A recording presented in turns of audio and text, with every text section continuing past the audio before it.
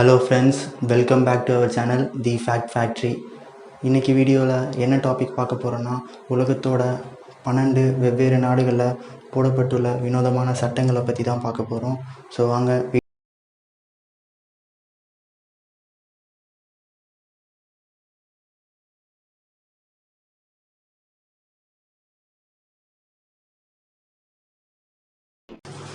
முதலாவது சட்டம், சிவிங்கம் சாப்பிட்றத ஒரு நாட்டில் அதிகாரப்பூர்வமாக தடை செஞ்சுருக்காங்க. அந்த நாடு சிங்கப்பூர் தான். சிங்கப்பூரில் சிவிங்கம் சாப்பிட்றது, விற்கிறது, இறக்குமதி செய்கிறது, இல்லை தயாரிக்கிறது, இது எல்லாத்தையுமே தடை செஞ்சு வச்சுருக்காங்க. காரணம், சிவிங்கம் சாப்பிட்றவங்க அதை ரோட்லேயே துப்பிட்டு போயிடுறதுனால அவங்க நாடு அசுத்தமாகுதுன்னு சொல்லி இந்த ஒரு சட்டத்தை அவங்க அமலுக்கு கொண்டு வந்திருக்காங்க. நீங்கள் சிங்கப்பூருக்கு போகிற ஐடியா இருந்தால் மறந்து கூட சிவிங்கம்ஸ் எடுத்துகிட்டு போயிடாதீங்க. ரெண்டாவது, இட்டாலி நாட்டில் வெனிஸ் எனப்படுற நகரத்தில் புறாக்களுக்கு தீனி போடுறத தடை செஞ்சு ஒரு சட்டம் இயற்றியிருக்காங்க. வெனிஸ்ன்றது ஒரு சுற்றுலா நகரம்.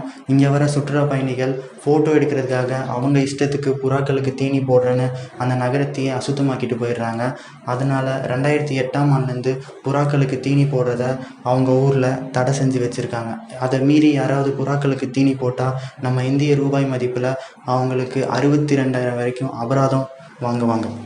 அதாவது டென்மார்க்கில் மாஸ்க், ஹெல்மெட், ஸ்கார்ஃப் இந்த மாதிரி முகத்தை மறைக்கிற எல்லா விஷயங்களையுமே போடக்கூடாதுன்னு ஒரு சட்டம் இருக்குது. காரணம் என்னென்னா, கூட்டமான இடத்துல இந்த மாஸ்க், ஹெல்மெட்லாம் போட்டுட்டு யாராவது கொள்ளையோ செஞ்சுட்டா அவங்கள கண்டுபிடிக்க முடியாதுன்னு சொல்லி இந்த எல்லா பொருளையுமே அவங்க ஊரில் தடை செஞ்சு வச்சுருக்காங்க. இந்த கொரோனா டைமில் மாஸ்க் போடலான்னு சொல்லி அவங்க கவர்மெண்ட் இப்போ அறிவிச்சிருக்காங்க. இந்த ஒரு சட்டம் அவங்க ஊரில் ஆகஸ்ட் மாதம் 2018ஆம் ஆண்டுலேருந்து அமலில் இருக்குது. நான்காவது சட்டம், இட்டாலி நாட்டோட ரோம் நகரத்தில் நாய்கள் வளர்க்குற அந்த நாய்களோட உரிமையாளர்கள் அவங்க நாயை ஒரு நாள் வாக்கிங் கூட்டிகிட்டு போனாலும் அவங்களுக்கு $625 வரைக்கும் அபராதம் வசூலிக்கப்படும். ரொம்பவே ஒரு வினோதமான சட்டம்தான். அதாவது சைனாவோட ஒரு இன்ட்ரெஸ்டிங்கான சட்டம். சைனாவில் 60 வயதை கடந்த பெற்றோர்களை அவங்க பிள்ளைங்க தான் பார்த்துக்கணும். அவங்கள மட்டும் இல்லை, அந்த பெற்றோர்களோட நிலத்தையும் வயலையும் அந்த பிள்ளைங்க தான் பராமரிக்கணும். அப்படி அந்த பிள்ளைங்க பராமரிக்கலைன்னா பெற்றோர்கள் அவங்கக்கிட்டேருந்து ஜீவனாம்சம் கேட்டு கோர்ட்டில் கேஸ் போடலாம். அவங்க நாட்டில் பின்பற்றப்படுற ஒரு வித்தியாசமான சட்டம்.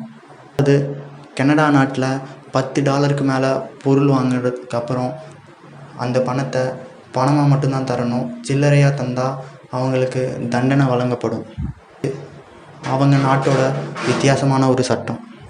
அது அமெரிக்காவில் இருக்க மாரிலாண்ட் எனப்படுற ஒரு மாகாணத்தில் யாராவது ஒருத்தவங்களோட கைரேகையோ அவங்களோட ஜாதக புத்தகத்தையோ இல்லை எந்த ஒரு முறையை பயன்படுத்தியோ அவங்களுக்கு ஜோசியம் சொன்னாங்கன்னா அந்த நபருக்கு $500 அபராதம் வசூலிக்கப்படும். அதே நேரத்தில் 1 ஆண்டு சிறை தண்டனையும் வழங்கப்படும். இந்த சட்டம் நம்ம நாட்டில் இருந்தால் நிறைய பேர் மாட்டுவாங்கன்னு நான் நம்புகிறேன். நினைக்கிறீங்கன்னு கமெண்ட்டில் பாக்ஸில் கமெண்ட் பண்ணுங்கள். எட்டாவது, ஜப்பான் நாட்டோட ஒரு வினோதமான சட்டம். இந்த பிரச்சனையை மழை காலத்தில் நம்ம நாட்டில் எல்லாருமே ஃபேஸ் பண்ணியிருப்போம். அதாவது மழை காலத்தில் நம்ம சாலைகளை நடந்து போகும்போது வண்டிகள் இருந்துட்டு நம்ம மேலே தண்ணியை பீச்சு அடிச்சுட்டு போயிடுவாங்க. ஆனால் ஜப்பானில் இதே தப்பை செஞ்சால் அவங்களுக்கு $5,000 அபராதம் வசூலிக்கப்படும். 9வது, ரஷ்யாவில் எல்லாருமே அவங்களோட காரை ரொம்பவே சுத்தமாக வச்சுக்கணும். அதை மீறி யாராவது டர்ட்டியான காரை ரோட்டில் ஓட்டிகிட்டு வந்தாங்கன்னா அவங்கக்கிட்ட $2,000 அபராதம் வசூலிக்கப்படும். சட்டம் நம்ம நாட்டிலே இருந்தால் எல்லோரும் அவங்கவுங்க காரை பத்திரமா பார்த்துப்பாங்கன்னு நான் நம்புகிறேன்.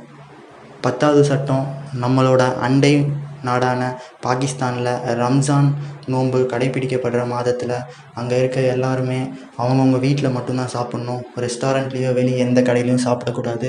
இந்த சட்டம் முஸ்லீமுக்கு மட்டும் இல்லை, பிற மதத்தவர்கள் ஆன இந்து, கிறிஸ்தவர்கள் இருந்தாலும் அவங்களுக்கும் இந்த சட்டம் தான். இதை மீறி யாராவது வெளியே சாப்பிட்டாங்கன்னா அவங்களுக்கு கடுமையான தண்டனை வழங்கப்படும். 11வது சட்டம், சைனாவில் ஒரு தம்பதிகள் 2 குழந்தைகள் மட்டுமே பெற்றுக்கணும்னு ஒரு சட்டம் இருக்குது. காரணம் என்னென்னா, உலகத்திலேயே அதிக மக்கள் தொகையை கொண்ட நாட்டில் சீனா தான் முதலிடம், நம்ம 2வது இடம். அவங்க இதனால் அவங்களோட மக்கள் தொகையை குறைக்கிறதுக்காக இந்த ஒரு சட்டத்தை பின்பற்றி வராங்க. சட்டம் சீனாவில் மட்டும் இல்லைங்க, நம்ம இந்தியாவிலையும் நம்மளோட அண்டை மாநிலமான கேரளாலையும் பின்பற்றி வருது. கேரளாலேயும் ஒரு தம்பதிகள் 2 குழந்தைகள் தான் பெற்றுக்கணும். அதை மீறி 3வது குழந்தைங்க பெற்றுக்கிட்டாங்கன்னா அவங்களுக்கு 10,000 ரூபாய் அபராதம் விதிக்கப்படும். 12வது கடைசி சட்டம், நம்ம நாட்டோட ஒரு வினோதமான சட்டம்.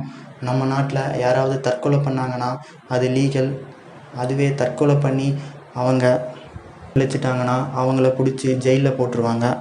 நம்ம நாட்டில் பின்பற்றப்படுற ஒரு சட்டம். இப்போ நம்ம வீடியோவோட எண்டுக்கு வந்துட்டோம். இந்த வீடியோ உங்களுக்கு பிடிச்சிருந்தா ஒரு தம்ஸ்அப் போட்டு சப்போர்ட் பண்ணுங்கள்.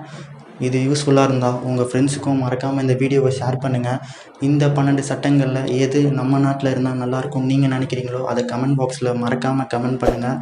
கூடவே நீங்கள் நம்ம சேனலை இது வரைக்கும் சப்ஸ்கிரைப் பண்ணலன்னா சப்ஸ்கிரைப் பண்ணி அந்த பெல் ஐக்கானையும் கிளிக் பண்ணிக்கோங்க. அப்போ தான் நெக்ஸ்ட் டைம் நான் போடுற வீடியோ உங்கள் நோட்டிஃபிகேஷனுக்கு வரும். பாய். நெக்ஸ்ட் வீடியோவில் இதே மாதிரி ஒரு நல்ல டாப்பிக்கோடு உங்களை மீட் பண்ணுறேன்.